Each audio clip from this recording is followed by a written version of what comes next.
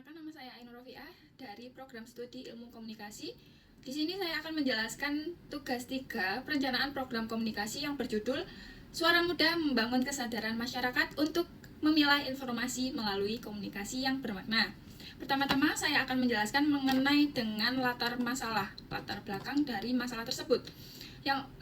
Yaitu adalah perkembangan media sosial telah mempercepat arus informasi, tetapi tidak diiringi oleh kemampuan masyarakat dalam memilah dan memahami kualitas informasi yang mereka terima.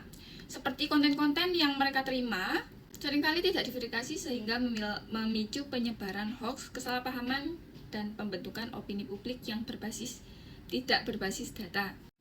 Rumusan masalah yang pertama ada rendahnya literasi masyarakat dalam memilah informasi.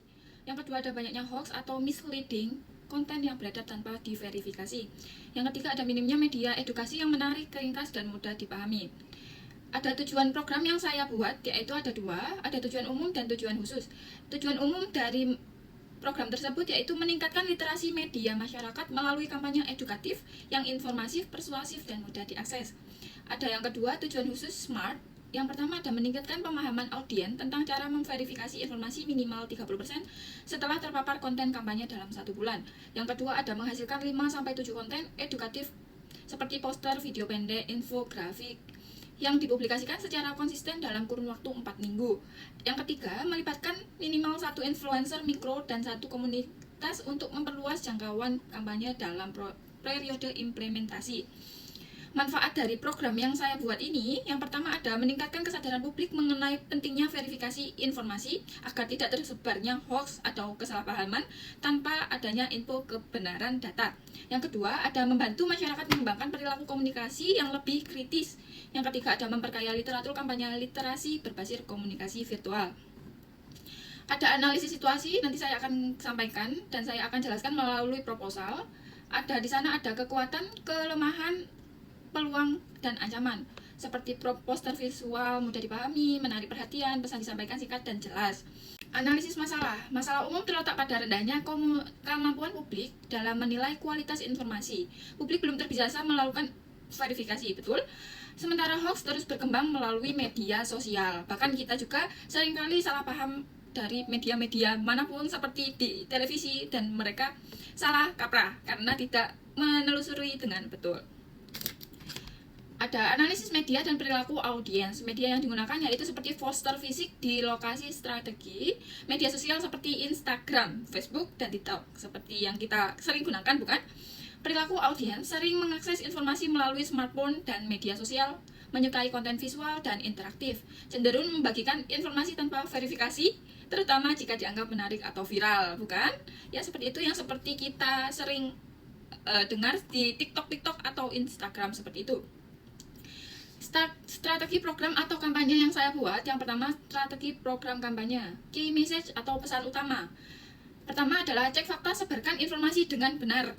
Pesan ini menekankan pentingnya verifikasi informasi sebelum memberikannya agar masyarakat lebih kritis dan menerima informasi digital.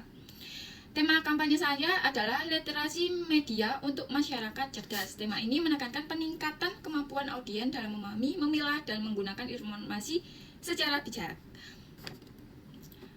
Strategi komunikasi yaitu program memanfaatkan media sosial sebagai kanal utama, khususnya Instagram dan Facebook, TikTok dengan pendekatan komunikasi visual edukatif.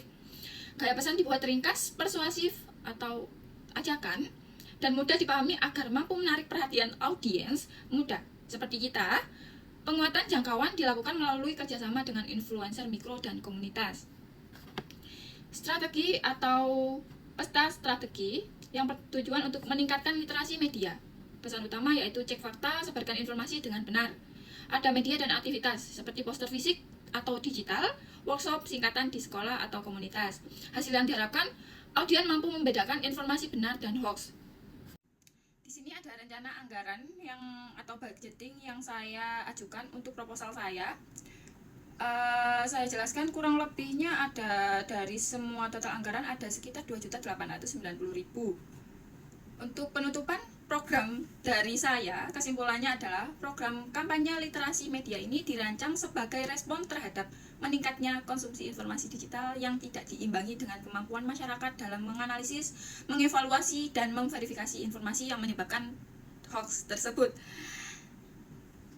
Strategi ini disusun dan secara sistematis melalui analisis situasi. Berikut saran yang dapat saya sampaikan. Beberapa rekomendasi diajukan agar program kampanye dapat dikembangkan secara lebih optimal pada implementasi berikutnya. Pertama, kolaborasi dengan lembaga pendidikan komunikasi digital atau organisasi non-profit dapat memperkuat jangkauan pesan sekaligus menambah kredibilitas program. Kedua, variasi media edukasi seperti modul, interaktif, podcast singkat, atau mini challenge dalam menambah engagement dan membuat kampanye lebih menarik bagi audiens muda. Ketiga, evaluasi sebaiknya dilakukan secara berkala menggunakan indikator kuantitatif atau kualitatif untuk memastikan efektivitas pesan serta menemukan aspek yang perlu ditingkatkan dengan memperhatikan saran ini. Program kampanye yang saya buat ini diharapkan dapat berkembang menjadi gerakan edukatif yang lebih berkelanjutan dan memberi dampak jangka panjang bagi masyarakat sekitar. Mungkin ini saja yang dapat saya sampaikan, kurang lebihnya mohon maaf, dan terima kasih lagi untuk Ibu Meli selaku dosen pembimbing saya, untuk rekan-rekan saya juga, terima kasih dan sampai jumpa.